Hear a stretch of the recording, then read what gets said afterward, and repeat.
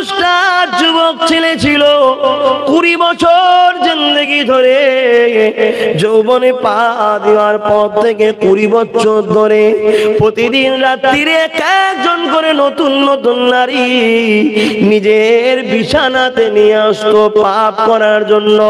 এ যুবক একবারও কিন্তু ভাবলে না যৌবনটা দিল কে? যদি আল্লাহ না দিত এই জিন্দেগিটা কোনো দাম থাকতো না, কেউ আমাকে গুরুত্ব দিত না, আমার পরিবারও আমার সঙ্গে থাকতো না। এই যুবকেরা, তরুণেরা, বাবেরা, ওই যুবকটা 20 বছর পর একদিন বাজার থেকে বড় দামি অর্থ দিয়ে, আমার দেশের টাকায় কম করে 9 থেকে 10 লক্ষ টাকা দিয়ে একটা মেয়েকে খরিদ করে সে এমন করে নিজের কাছে নিয়ে এসেছে। যখন রাত্রিরে দুজনে এক জায়গায় যাবে, মহিলা ঘরে যখন প্রবেশ করেছে, ওই মহিলা ঘরে প্রবেশ করে দেখে ওই মহিলাটা কাঁদতে লেগেছে। ওই সময় যুবকটা বলতে লেগেছে, এ মেয়ে, আমি তো তোমার রাজিতেই তোমাকে অর্থ দিয়ে কিনে এনেছি, কেন তুমি কাঁদতে লেগেছো? ওই মহিলাটা তখন বলে, হে আল্লাহ পাকের বান্দারে, আমি ইচ্ছা করে নিজের ইজ্জত বিক্রি করতে চাই না, গরিবী আমাকে এই দিকে টেনে এনেছে, আমি বড় ভয় করি আল্লাহকে, আল্লাহ না পারমানি, আল্লাহ বিরোধী কাজ হবে, আমার বড় ভয় লাগছে, কিন্তু অভাব আমাকে দিকে টেনে এনেছে। এই কথাটা যখনই শুনেছে ওই যুবকটার ভেতরে একটা হৃদয়ের মধ্যে পরিবর্তন শুরু হয়েছে। ওই সময় যুবকটা বলেছিল, যাও, আমি আজ থেকে তোমাকে বোন বললাম, যাও বোন, চলে যাও, যে মুদ্রা দিয়ে তোমাকে খরিদ করেছি এই টাকাটাও ফেরত দিতে হবে না, যাও সংসার করতে যাও, পরিবারের গায়ে চলে যাও, ঘরে ফিরে যাও, নিজে ভাবে খরচটা করো, তোমার সুবিধা অসুবিধায় খরচ করো। এই সময় এই যুবকটা বলে, বোন রে, আমার জন্য একটু দোয়া করো, আমি বড় খারাপ ছেলে, আমি বড় খারাপ ছেলে, আল্লাহ যেন আমায় ভালো করে। তোমার এই চোখের পানি দেখে, আল্লাহর ভয় দেখে আমার মধ্যে অনুশোচনা হয়েছে রে বোন, আমি তোমাকে সামনে রেখে আল্লাহর কাছে তওবাটা করে নিলাম।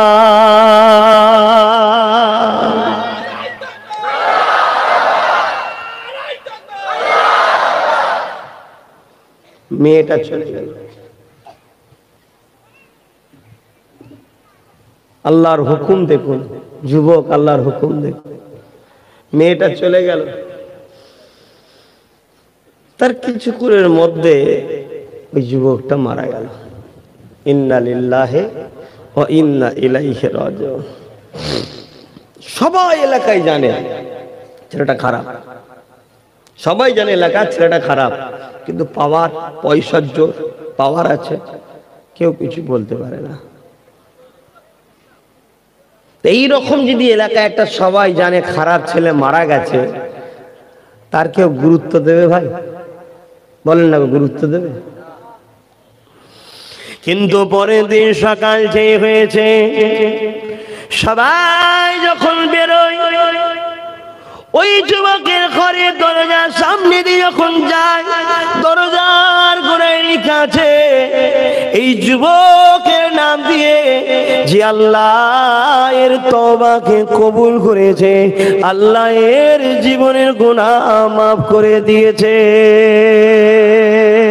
এ যুবক, ভেবে দেখো তোমার আল্লাহ, আমাদের আল্লাহ, আমার আল্লাহ কত দয়ালু, কেন তওবা করো না যুবক? কেন মাথা নত করো না গো? কেন চোখের পানি ফেলো না গো? কেন আল্লাহকে বলো না, আল্লাহ পাপী আমি, গুনার পূজায় মাথা ভারী হয়ে গেছে, আল্লাহ অনেক পাপ করে ফেলেছি, আল্লাহ কেন বলো না, কেন বলো না গো? ফিরে আসো ভাই আমার, ফিরে আসো বোন আমার, ফিরে আসেন আব্বা আম্মা আমার, আল্লাহর কাছে মাথা নত করেন, তওবা করেন, তওবা করেন। আর এক রায়াতের কথা মনে পড়েছে, এমন সময় একটা বান্দা ছিল যে 70 বছর হায়াতে জিন্দেগিতে কোনদিন ধরে আল্লাহ আল্লাহকে ডাকেনে। একদিন ভুল করে সামাদের জায়গায় আল্লাহ পাকের একটা নাম সামাদ, ওই সামাদ বলে ডেকেছে। সঙ্গে সঙ্গে আল্লাহ সাড়া দিয়েছে, আমার বান্দারে বল আমি আল্লাহ হাজির আছি। 70 বছর ধরে আল্লাহর বিরোধী করেছে, 70 বছর ধরে নকল খোদার উপাসনা করেছে, 70 বছর সামদ নামে একটা দেবীর উপাসনা করেছে। একদিন ভুল করে সামাদ বলে ফেলার জন্য আল্লাহ পাক সঙ্গে সঙ্গে সাড়া দিয়েছে। ভেবে দেখো কত দয়ালু আল্লাহ, কেন তুমি গুনাহ মাফ করাতে চাইছো না গো? তোমার আখিরাতটা ভয়ঙ্কর হয়ে যাবে গো, তুমি তাই তওবা করে নাও গো। ওই সময় আল্লাহ পাকের ফেরেশতা বলেছিলেন, ও রব্বি আল্লাহ পাক, ও তো ইচ্ছা করে আপনাকে ডাকেনে, ভুল বশত ডেকে ফেলেছে। আমার আল্লাহ বলেছিল, আমার ফেরেশতা রে, সৃষ্টি তো আমার, আমি তো তৈরি করেছি। ও যখন আমাকে ডেকেছে ভুল করে হোক, আমি যদি সাড়া না দিই, আমি মনে করি আমার বান্দা নিরাশ হয়ে যাবে। আমি আল্লাহ আমার দাসীদের ঘরে কখনো নিরাশ করে দিই না। ভাই আমার, আব্বা আমার, মা আমার, বোন আমার, নিজের মনে করে বুঝাচ্ছি, তওবা করো আল্লাহর কাছে, ফিরে আসো, জিন্দেগি আল্লাহর রাস্তায় নিয়ে আসো টেনে টেনে। মন চাইবে ধোকা দেবে শয়তানের দিকে নিয়ে যাবার জন্য, আর আল্লাহর পরীক্ষাতে এটাই যে তোমাকে দুনিয়ায় থেকে আল্লাহর খুশির জন্য কাজ করতে হবে। কেন করবে না? তিনি কত ভালোবাসে তোমায়। আজকে সকালে সব খাওয়া দাওয়া একটু হলেও তো করে এসছো নাকি? কে খাওয়ালো? তুমি মনে করো না যে তুমি মেহনত করে পেয়েছো, না, তোমার নসিবে আল্লাহ দিয়েছে। মেহনতটা হলো ওসিলা। কথা বুঝে আসছে? তাহলে সেই আল্লাহ যিনি তোমাকে আবার দুপুরবেলা খাওয়াবে, হ্যাঁ আপনি খায়াত দিক, দুপুরে রেজেক দেবে, আবার বিকালে খাওয়াবে, আবার সন্ধ্যায় খাওয়াবে, আবার রাত্রিরে খাওয়াবে। যখন তুমি খেতে চাইছো তখনই তোমার আল্লাহ খাওয়াচ্ছে, ব্যবস্থা করে দিচ্ছে। কত রকম খাবার তৈরি করেছে, খাদ্য তৈরি করেছে। সেই আল্লাহকে ভালোবাসো। অথচ তিনি কারো মুখাপেক্ষী নয়, তারপরেও করছে কেন? ভালোবাসে। এই ভালোবাসা থেকে তুমি আমি সরে যাচ্ছি, তারপরেও তিনি ডাকছে, আয়, চলে আয়, চলে আয়, চলে আয়, মাথা নত কর, তসবিহ পড়, সেজদা দে, চোখের পানি ফেল, আমি আল্লাহ মাফ করে দেবো। আল্লাহ নবী জানিয়ে দেয়, যখন কোন বান্দা পাপ করতে যায়, যখন কোন বান্দা আল্লাহ নাফরমানি কাজের দিকে এগিয়ে যায়, ওই সময় আমার আল্লাহ পাক বলে, ওরে আমার বান্দা রে, যাস না, নামাজের সময় হয়ে গেছে, নামাজটা ছেড়ে যাস না, গান শুনতে যাস না, অর্ধ উলঙ্গ নারীর নাচ দেখতে যাস না, বেগানা নারীর মুখ দেখতে যাস না, চরিত্রহীন নারীর চোখে দেখতে যাস না। বান্দারে চোখ দিলাম আমি, এই চোখে তুই আমার নাফরমানি করিস না রে। বান্দারে যেখানে দিন ইসলামের ক্ষতি করা প্ল্যান তৈরি হয়, ওই রকম মিটিং মিছিলে যাস না। যেখানে শিরকে স্লোগান দেওয়া হয়, ওই রকম মিছিলে তোরা সমবেত হোস না।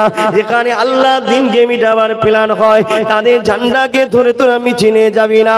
এইভাবে আল্লাহ তোমাকে আমাকে ডাকতে থাকে, ওরে আমার দাসী রে, কেন তোরা নামাজের দিক থেকে মুখটা ফিরিয়ে নিয়ে, কেন তোরা সিনেমায় চলে গেলি, কেন তোরা যাত্রায় চলে গেলি, কেন তোরা ফাংশনে চলে গেলি? আয় ফিরে আয়, ফিরে আয়, ফিরে আয়। আল্লাহ পাক এইভাবে তোমাকে আমাকে ডাকতে থাকে। জানো তুমি আমি বুঝতে পারি না, এই খবরটা তো নবীরা বুঝতে পারে, তাই নবীদেরকে তো পাঠানো হয় দুনিয়াকে জানাবার জন্য। নবী আমার জানিয়ে দিলেন, বান্দা যদি ডাকে সাড়া দিয়ে ফিরে আসে, যে না এখানে যাব না, আল্লাহ পাক রাগ করবে, আল্লাহর ভয়ে ফিরে আসে, আমার আল্লাহ সূরা রহমানের মধ্যে জানিয়ে দেন, ওয়ালিমান খাফা মাকাম রাব্বিহি জান্নাতান, আমি ওই দাস দাসীর জন্য একটা নয়, দুটো দুটো জান্নাত দেব। আর যদিও দাস দাসীটা শয়তানের খেয়ালে এত চলে গেছে, শয়তানের ঘোরে এত চলে গেছে, পাপের বুঝে এত চেপে গেছে, আল্লাহ ডাক দিল, আমি তুমি ফিরে এলাম না, আগে আগে চলে গেলাম, পাপ করতে লেগে গেলাম, পাপের জায়গায় পৌঁছে গেলাম, অন্যায় করতে লেগে গেলাম। ভেবে দেখো তোমার আমার আল্লাহ তোমার আমার দিকে কুদরতি নজরে দেখে, এ আমার দাস রে, তোকে যদি আমি পা না দিতাম তাহলে দুনিয়া সবাই তোকে খোড়া বলতো। আমার দাসী রে, আমি তোকে চোখ যদি না দিতাম, এই হারাম গান হারাম নাচ বেশরিয়াতি লোকেদের মুখটা তোরা দেখতে পেতিস না। বান্দারে বান্দিরে, আমি আল্লাহ তোকে যদি জবান না দিতাম, ওই সেরেকি স্লোগানটা তোরা দিতে পারতিস না, কিন্তু জবান দিয়েছি তোদের ভালোর জন্য। মাকে ডাকবি, বাপকে ডাকবি, কষ্টের কথা লোককে শোনাবি, নিজে একে অপরের গল্প করবি, আমার কোরআন পড়বি, আমাকে আল্লাহ বলে ডাকবি। ওরে আমার বান্দা বান্দি রে, তুই তা না করে আমি ডাকলাম সারা দিলি না, চলে গেলি রে। কিন্তু শুনে রাখ, আমি তোর আল্লাহ, তোর দিক থেকে এখনো মুখ ঘুরিয়ে নিইনি, আমি তোর দিকেই কুদরতি নজরে তাকিয়ে রয়ে গেলাম। তুই কি এখনো উঠে আসার সময় হলো না? তোর কি এখনো সময় হলো না তওবাটা করে দিবার? ধরুন কোন কারণে প্রোগ্রাম শেষ হয়ে গেল, বান্দা ফিরে এলো, পাপ কাজ করে নিয়ে বান্দা ফিরে আসতে লেগেছে, ফেরেশতা যখনই লিখতে লাগছে, আল্লাহ বলছে দাঁড়া রে ফেরেশতা, লিখিস না, দাঁড়া, এই তো পাপ করলে এখনই লিখবি কেন, দাঁড়া না। শুনছেন তো? ফেরেশতা বলে আল্লাহ নেকির নিয়ত করলেই লিখতে বলেন, পাপ করে ফেলেছে এখনো কি লিখবো না? না লিখবি না, দাঁড়া। বান্দা আমার, বান্দি আমার ভুল করে ফেলেছে, যদি সকালে করে সন্ধ্যা পর্যন্ত আল্লাহ টাইম দেয়, যদি তওবা করে নেয় খাতাতে আর উঠবে না। যদি রাতে করে ফেলে সকাল ফজর পর্যন্ত টাইম দেয়, যদি তওবা করে নেয় আর খাতায় উঠবে না। খেয়াল করে দেখুন, এত পাপ আমার তোমার জীবনে আছে, হয়তো তোমাদের নাও থাকতে পারে, আমার রয়েছে, অনেক পাপ রয়েছে, অনেক অন্যায় আছে, পাপের সাগরে ডুবে আছি আমি আব্বাস।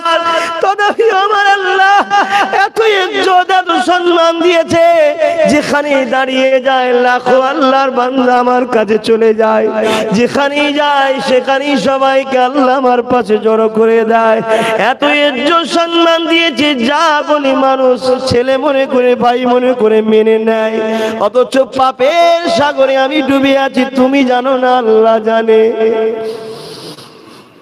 ভাই আমার, আসো সেই আল্লাহকে খুশি করি, আসো আমিও তওবা করি, তোমরাও তওবা করো।